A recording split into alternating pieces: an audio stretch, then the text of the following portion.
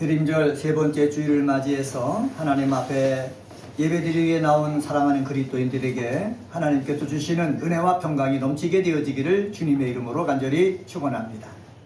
지난주에는 시편 72편 1절서부터 7절에 있는 말씀 가지고 예언된 메시아라는 제목으로 말씀을 전했습니다. 예언된 메시아는 어떤 사람인가?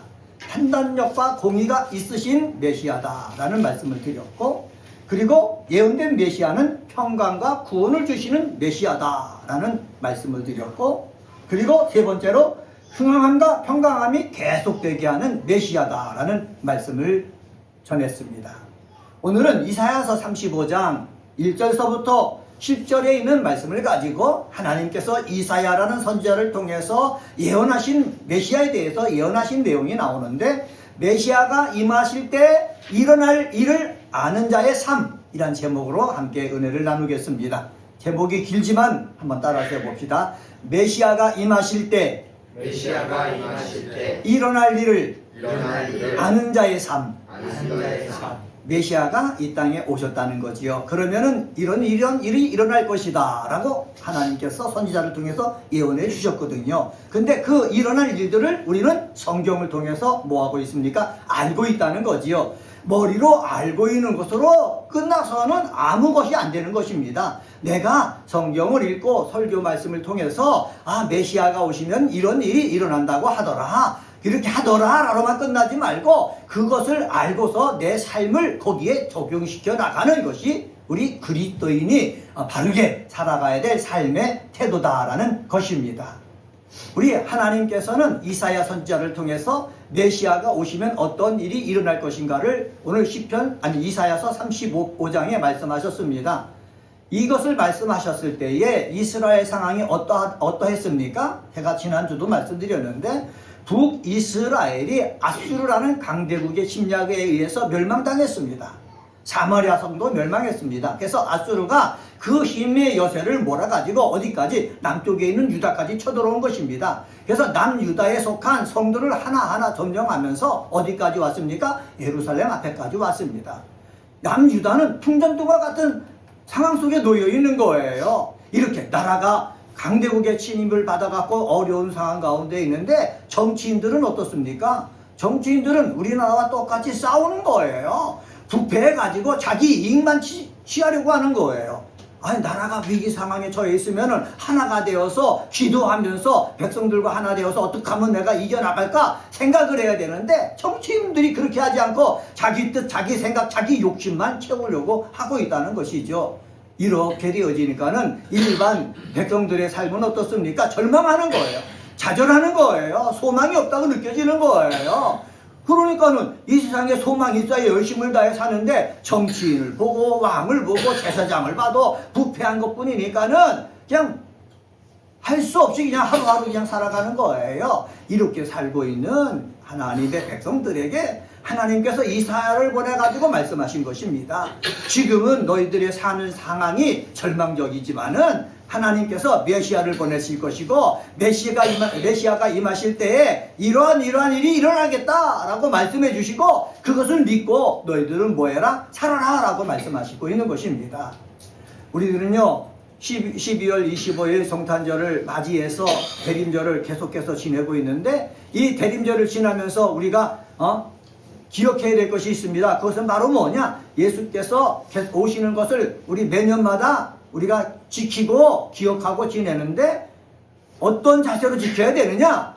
이스라엘이 어렵고 힘들 때에 하나님께 주신 그 메시지를 우리가 듣고 기억해가지고 우리도 똑같이 하나님이 원하시는 방법대로 삶을 살아야 된다는 거예요. 한번 따라서 해봅시다. 하나님이 원하시는 대로 하나님의 방법대로 살자. 하나님이 원하시는 방법대로 살아야 되는 거예요. 그러면 어떤 방법으로 살아야 되느냐? 1절과 2절을 통해서 찾아볼 수 있습니다. 그것은 바로 뭐냐? 기뻐하고 즐거워할 일이 일어남을 믿어야 된다는 거예요. 한번 따라서 해봅시다. 기뻐하고 즐거워할 일이 일어남을 믿으라. 네. 아까 조금 전에 말씀드렸죠. 눈으로 보이는 남유다의 상황은 기뻐할 일이 없어요. 즐거워할 일이 없어요. 왜? 보면 정치인들이 썩었죠. 종교인들이 썩었죠. 백성들은 한숨 지면서 허우적 살고 있죠. 그렇다고 먹을 것이라도 풍부합니까? 먹을 것도 없죠. 기뻐하고 즐거워할 일이 없고 절망스러운 일뿐이라는 거예요. 그래서 하나님께서 이사야를 통해서 남유다의 상황이 어떠냐라고 말씀하면은 1절 말씀 보시기 바랍니다. 1절에 보면은 이렇게 말씀하고 있습니다. 광야와 메마른 땅이 기뻐하며 사막이 백합화같이 피어 즐거워하며 라고 말씀하고 있습니다. 이 말씀 속에서 이 남유다의 상황을 찾아볼 수가 있거든요. 남유다의 상황이 어떻습니까? 광야 같다는 거예요. 광야는 무엇입니까? 사람이 살지 않고 모래와 돌뿐인 황무지를 가리키는 거예요. 근데 눈에 보이는 광야를 얘기하는 것이 아니라 하나님을 믿는 하나님의 백성들의 마음을 얘기하는 것이라 주석가들은 얘기하고 있습니다. 남유다에 있는 하나님의 백성의 마음들이 광야같이 이렇게 황량하더라라는 것이죠. 여기 보면 또 메마른 땅 이렇게 얘기하고 있지 않습니까? 메마른 땅은 풀 한 폭이 없는 불모지를 지칭하는 것입니다. 그런데 눈에 보이는 그 메마른 땅을 얘기하지만 여기에는 상징적인 의미가 있는데 어떤 상징적인 의미가 있느냐? 하나님의 은혜가 떠나버린 상태, 기쁨이 전혀 없는 영적 상태를 표현하고 있는 거예요. 하나님 중심으로 성전 중심으로 살아야 할 백성들이 성전을 버리다 보니까는 마음이 광야 같고 메마른 땅과 같다는 거예요. 하반절에는 또 뭐라 그런 줄 아십니까? 사막이라고 그래요. 사막 같다는 거예요. 사막. 우리는 어떻습니까? 우리가 예수를 믿고 삶을 살아가는데 잘못하면은 이 세상에 대해서 실망하고 그러면 나도 모르게 내 마음이 내 삶이 광야 같기도 하고 메마른 땅 같기도 하고 사막 같다는 거지요. 이것만 보면은 살 재미가 없는 거예요. 절망뿐이에요. 좌절뿐이에요. 근심과 걱정뿐이에요. 하루하루 한숨만 지며 산다는 거예요. 하나님은요, 하나님의 백성이 눈에 보이는 상황 때문에 근심하고 걱정하고 절망하고 좌절하고 한숨만 지며 살기를 원하지 않으신다는 거예요. 그래서 이사야를 통해서 말씀을 주신 것 아닙니까? 광야가 변하겠다는 거예요. 메마른 땅이 변하겠다는 거예요. 사막이 변하겠다는 거예요. 어떻게 변한다고 말씀합니까? 여기 보면은 이렇게 말씀합니다. 광야와 메마른 땅이 어떻게 되겠다? 기뻐하겠다는 거예요. 여러분, 광야와 메마른 땅, 그 심령이 다 메마른 땅이 어떻게 기뻐하겠습니까? 사람의 힘으로는 기뻐할 일이 없는 거예요. 하나님이 역사해 주셔야만 기뻐할 일이 생기는 거예요. 나라는 망해도 하나님이 역사해 주시면은 마음이 평안한 거예요. 은혜가 넘치는 거예요. 얼굴이 활짝 피는 거예요. 여러분, 예수를 바로 믿는 사람들은 삶을 살다 보면 어려운 일을 당합니다. 힘 있는 사람 때문에 고통을 당합니다. 가진 자들 때문에 괴로움을 당합니다. 그때 절망스럽지만은요, 어떻게 해요? 하나님의 은혜가 역사해지면은 눈에 보이는 것은 절망스러운 상황인데도 마음을 평안한 거예요. 기쁨이 있는 거예요. 즐거움이 있는 거예요. 어려움 속에서도 뭐가 생기는 거예요? 소망이 생기는 거예요. 우리 은혜가 뽑히는 교회 그리스도인들은 삶 속에서 절망적인 것이 보여도 하나님의 은혜가 역사해져 가지고 여러분 속에 평안이 넘치고 여러분 얼굴 속에 마음 속에 즐거움이 있게 되어지기를 예수의 이름으로 간절히 축원합니다. 우리 아윤이가 와 있는데 어린애들은 조그만 즐거움만 보면 웃어요. 좋아해요. 얼굴을 헤헤거려요. 근데 우리 사람들은 그렇게 웃을 조그만 사소한 일이 많은데도 불구하고 기뻐하지 못하고 즐거워하지 못하고 감사하지 못하고 찬양하지 못하고 큰 즐거움만 오기를 기다리고 있거든요. 우리 예수를 믿는 사람은 삶 속에서 일어나는 작은 일을 통해서 즐거워하고 기뻐하는 모습 있게 되어지기를 주의 이름으로 간절히 축원합니다. 또 여기 보면은 뭐라고 말을 하느냐? 백합화같이 피어라고 말씀합니다. 백합화. 이스라엘 땅은요, 삭막한 땅이라고 말씀드렸지 않습니까? 물이 없는 땅이에요. 그런데 거기에 사막에 뭐가 핀다는 거예요? 백합화가 핀다는 거예요. 향기로운 꽃이 핀다는 거예요. 여러분, 향기로운 꽃이 피면은 삶의 사람 속에 얼마나 기쁨을 주겠습니까? 얼마나 만족감을 주겠습니까? 얼마나 행복감을 주겠습니까? 하나님께서는요, 바로 이렇게 우리의 삶이 눈에 보일 때, 물질적으로 볼 때, 마귀적인 생각으로 볼 때 보잘것없어 보인다 하더라도 하나님께서 메시아를 보내시고 성령을 보내시고 그리고 그 은혜가 우리 속에 임하면은 사람들마다 기뻐하고 그러면 삶 속에 뭐가 피어난다? 백합화가 피어난다. 꽃이 피어난다. 꽃이 피어나면 그 다음에는 뭐가 맺힙니까? 열매가 맺힌다라는 것입니다. 이런 축복의 역사가 저와 여러분 속에 있게 되어지기를 주의 이름으로 간절히 축원합니다. 2절 말씀 한번 같이 한번 읽어봅시다. 2절 말씀입니다. 시작. 무성하게 피어 기쁜 노래로 즐거워하며 레바논의 영광과 갈멜과 샤론의 아름다움을 얻을 것이라. 그것들이 여호와의 영광 곧 우리 하나님의 아름다움을 보리로다. 아멘. 여기 보면은 레바논의 영광 얘기하고 있습니다. 갈멜 얘기하고 있습니다. 샤론의 아름다움을 본다라고 얘기하고 있습니다. 제가 성지를 2번 가봤거든요.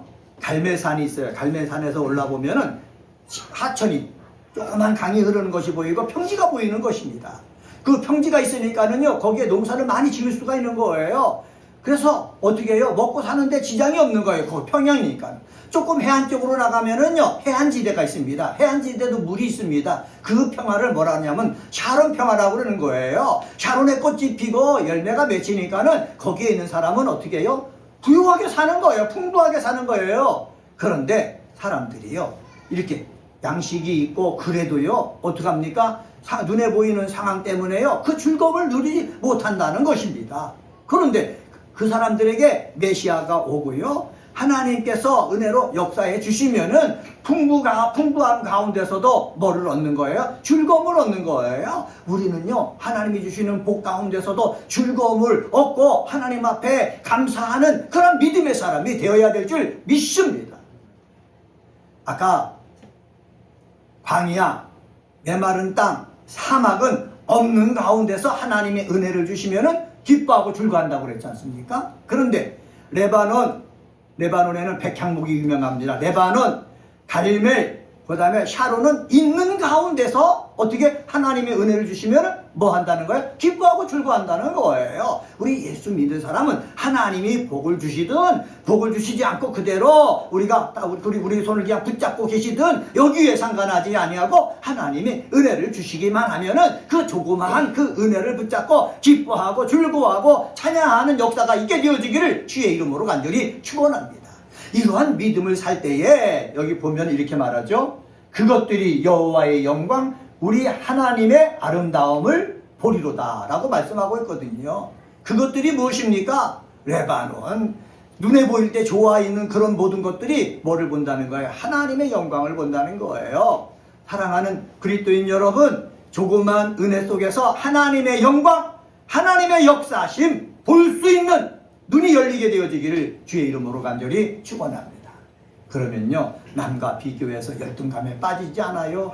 남과 비교해서 교만해지지 않아요. 조그만 은혜 속에서 하나님이 일하심을 보고 하나님의 역사하심을 보고 하나님의 아름다움을 보는 사람 얼굴이 밝아지는 거예요. 마음의 평안이 넘치는 거예요. 삶 속에 기쁨이 넘치는 거예요. 찬양이 넘치는 거예요. 이러한 은혜를 누리는 귀한 그리스도인들 되시기를 주의 이름으로 간절히 축원합니다.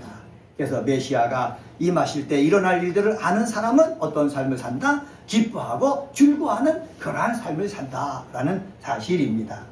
두 번째로 3절과 4절을 통해서 찾아볼 수 있는데 그것은 바로 뭐냐? 서로 위로하며 힘이 되어주는 말을 하는 삶을 삽니다. 한번 따라서 해봅시다. 서로 위로하며 힘이 되어주는 말을 한다.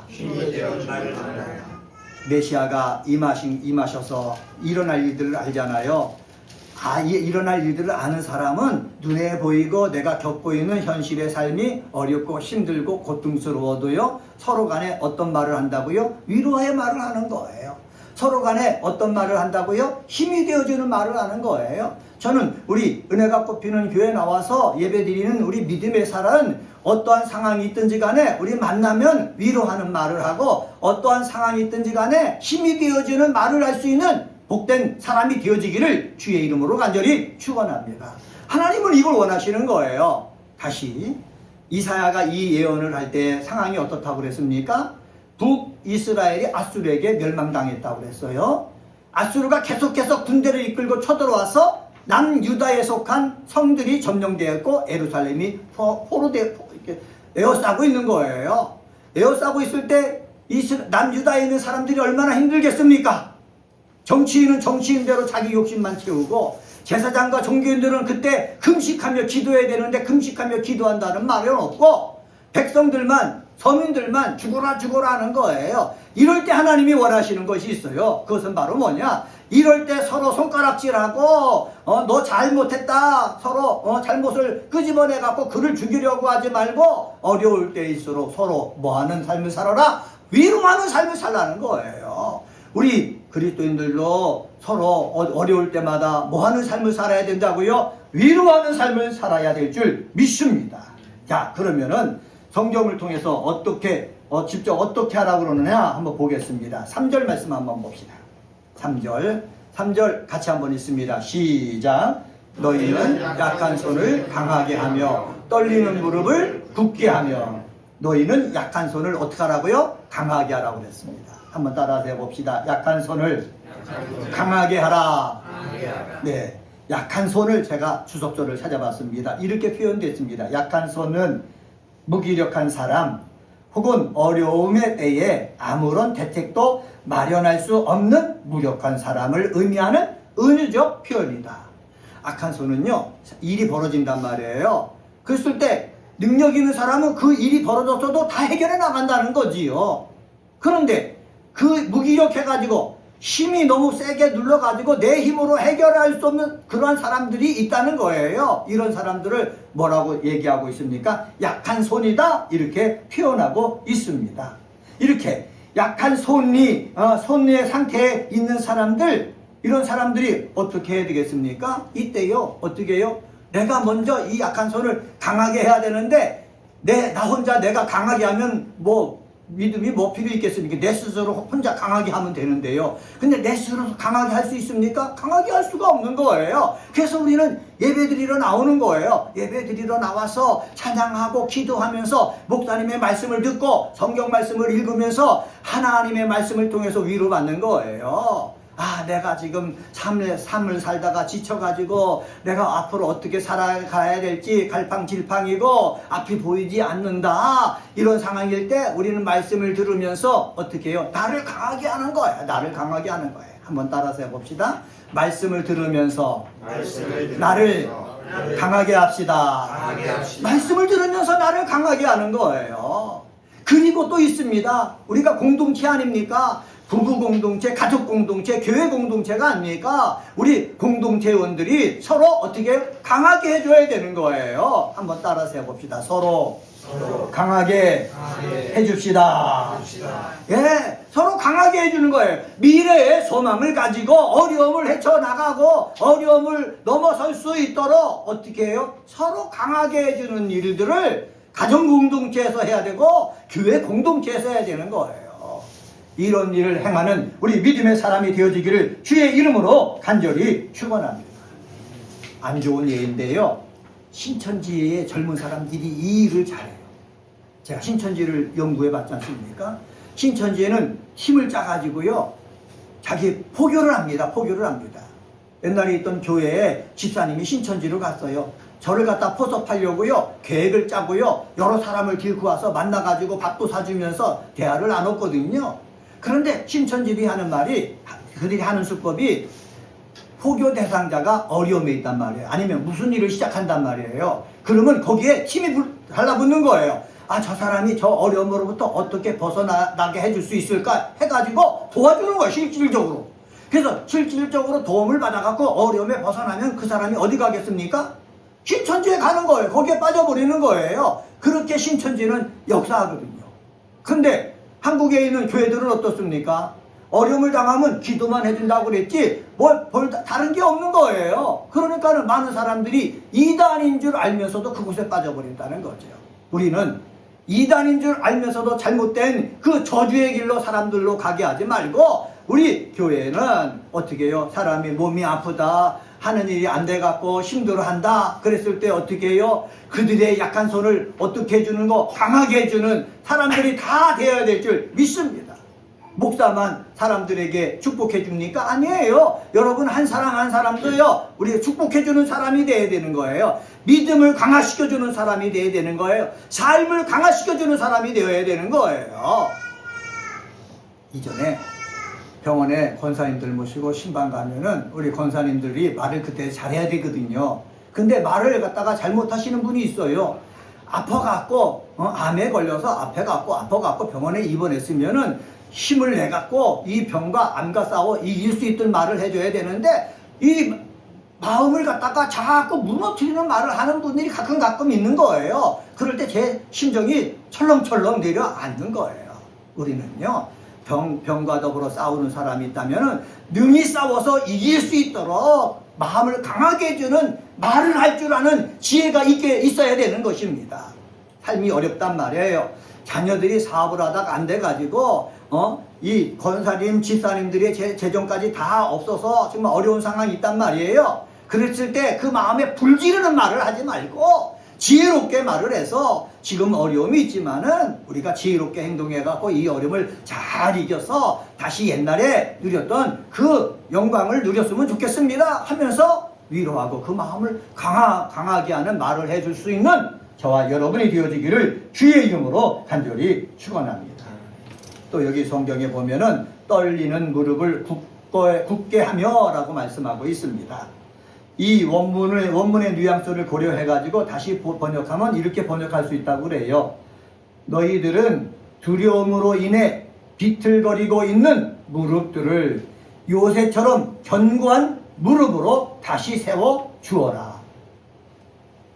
두려움에 사로잡혀 있으면은요, 삶을 제대로 영위하지 못하는 거예요. 그때 우리들이 해야 될 것은 그 무릎을 세워주는 거예요. 한번 따라서 해봅시다. 무릎을 세워주는 말을 합시다.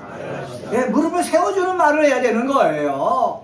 무릎을 세워주는 말을 하고, 그리고 그 다음에 4절 말씀입니다. 4절도 같이 한번 읽어봅시다. 4절입니다. 시작. 겁내는 자들에게 이르기를 굳세어라, 두려워하지 말라. 보라, 너희 하나님이 오사 보복하시며 갚아주실 것이라. 하나님이 오사 너희를 구하시리라 하라. 아멘.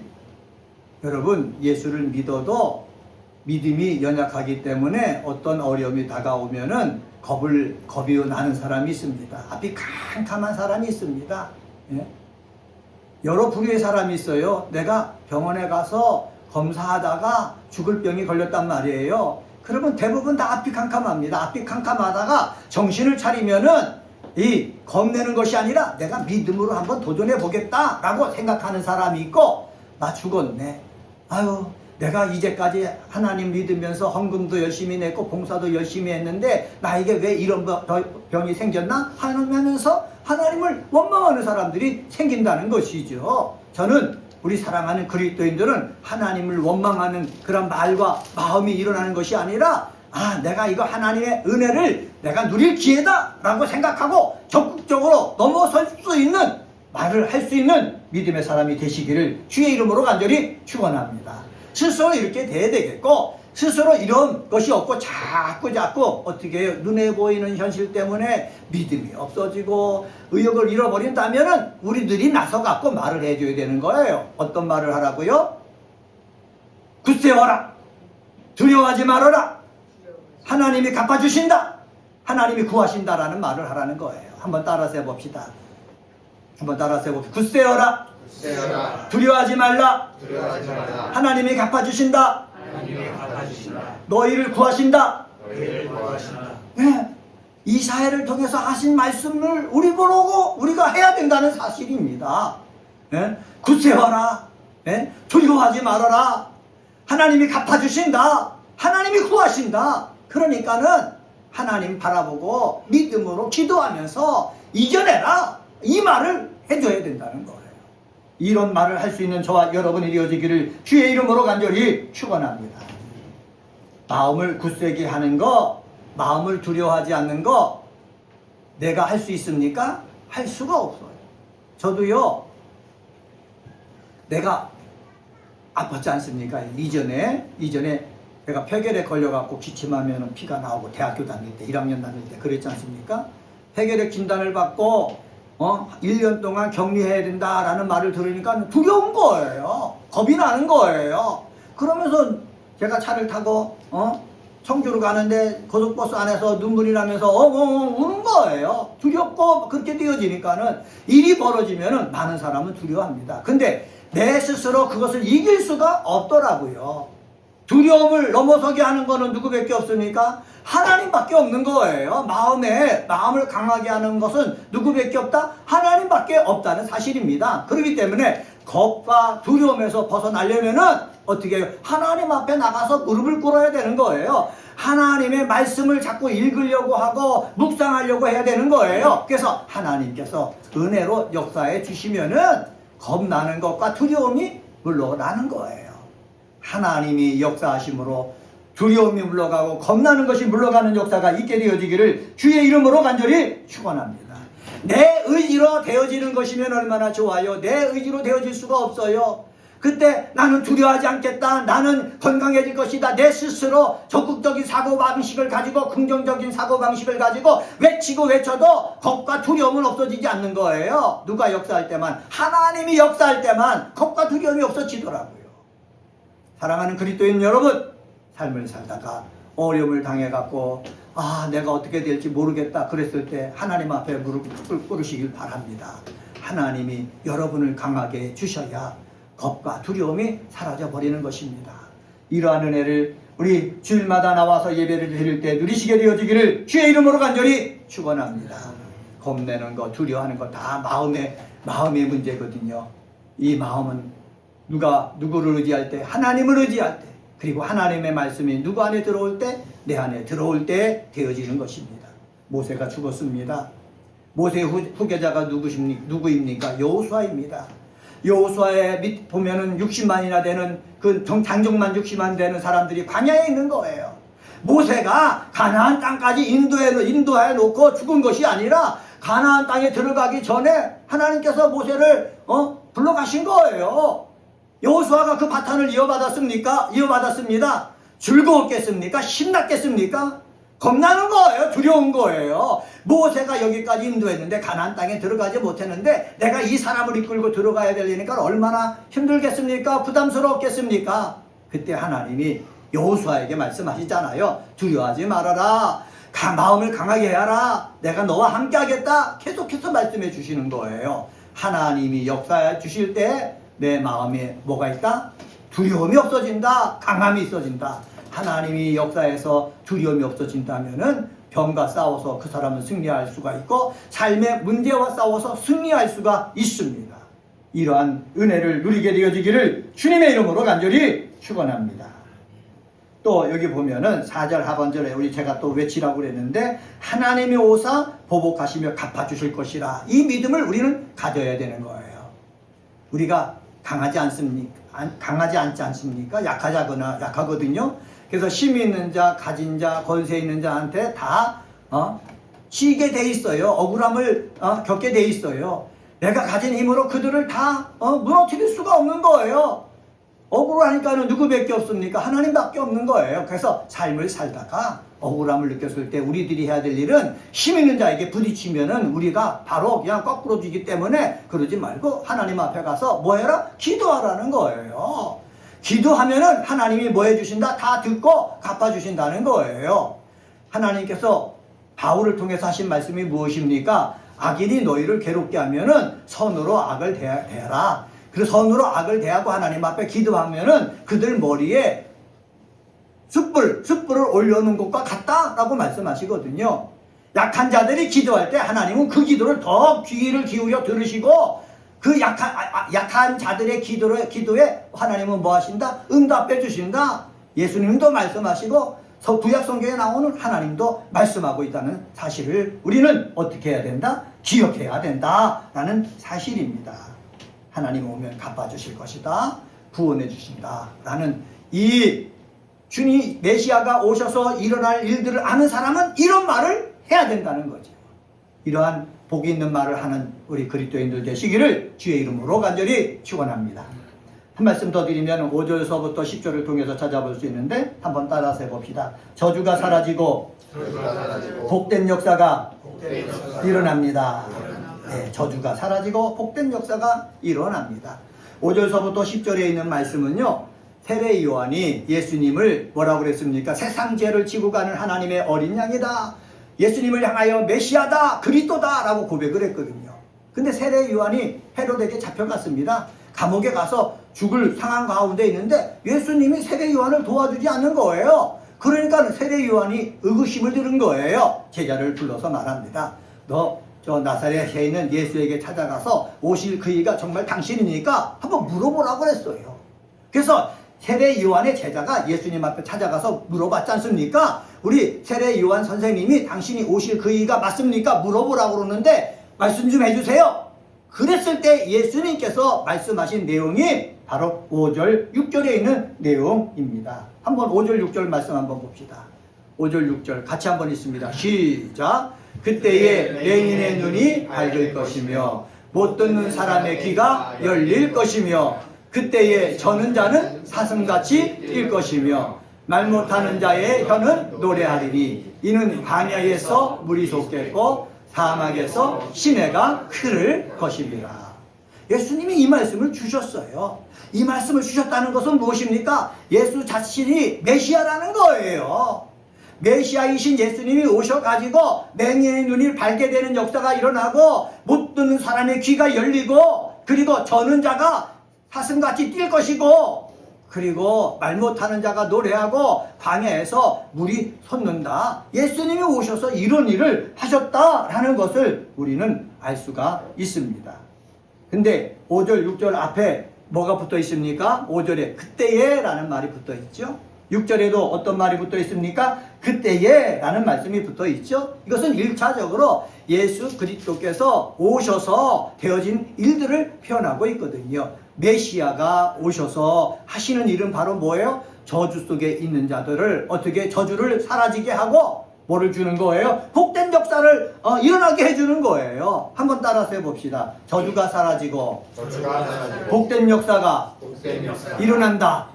다시 한번 저주가 사라지고 복된 역사가 일어난다. 메시아가 오신 것은 저주가 사라지고 복된 역사가 일어나기 위해서 오신 거예요. 몸을 입고 예수님이 오셨잖아요. 도경이 어떻게 눈을 떴어요. 귀머거리가 듣게 되는 일이 생겼어요. 걷지 못하는 사람이 걸었어요. 그러면서 내가 주는 물을 마시는 자마다 영원히 목마르지 아니하리로다 라는 말씀도 주셨어요. 저주가 사라져 버렸다는 거예요. 복된 역사가 일어났다는 거예요. 그때만 일어난 것이 아니라 성령이 우리 속에 임하면서 지금도 일어나고 있다는 거예요. 그래서 우리는 항상 삶의 어려움이 있을 때 예수께서 내 마음속에 오셨는데, 메시아가 내 마음속에 오셨는데 저주가 사라지고 복된 역사가 일어나기 위해서 오셨다 주장해야 되는 거예요. 한번 따라서 해봅시다. 저주가 사라지고 복된 역사가 일어나도록 예수께서 오셨습니다. 네, 이것을 주장해야 되는 거예요. 마귀란 놈이 무수하는 것이 무엇입니까? 사실을 알고 덤비는 거예요. 예수께서 오신 것은 마귀가 주는 저주를 사라지게 하기 위해서, 그리고 우리의 삶을 죄로 인해서 죽음으로 모는 것이 아니라 영생하도록 하기 위해서다. 이것을 주장하는 것을, 사실을 사실로 주장하는 것을 마귀는 무수하는 거예요. 근데 우리들은 사실을 사실로 주장하지 못하고 있어요. 왜? 믿음이 없기 때문에. 사실을 사실로 주장하지 못하고 있어요. 왜? 그런 말씀을 알지 못하기 때문에. 우리는 이 말씀을 알고 믿음을 가져서 사실을 사실로 주장해서 저주가 사라지고 복의 역사가 우리 삶 속에 구체적으로 임하게 하는 그리스도인이 되어지기를 주님의 이름으로 간절히 축원합니다. 시간이 갔기 때문에 7절 말씀 한번 같이 한번 읽겠습니다. 7절입니다. 같이 읽습니다. 시작!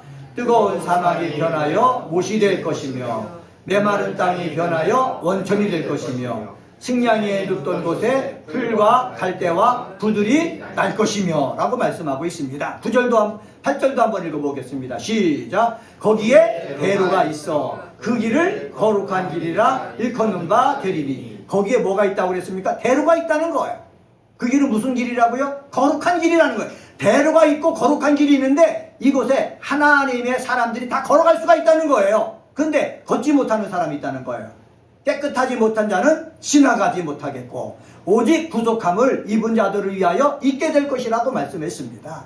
우리가요 저주가 사라지고 복의 역사가 일어난다, 이 말은 어떻게 해요? 구속함을 입은 사람들이 할 수가 있는 거예요. 죄로부터 속량함을 받은 사람들이 외칠 수가 있는 거예요. 깨끗하지 못한 사람, 정말 죄로 가득하 있는 사람은, 마귀의 종이 된 사람들은 이것을 외치지 못하고 이 역사를 경험할 수가 없어요. 그런데 저와 여러분은 예수 그리스도의 십자가의 보혈로 죄를 용서함 받았고 성령의 역사하심으로 하나님의 자녀가 되었기 때문에 저주가 사라지고 복의 역사가 우리 삶 속에 임한다, 우리 주장하고 외칠 때 그대로 일이 일어나는 줄 믿습니다.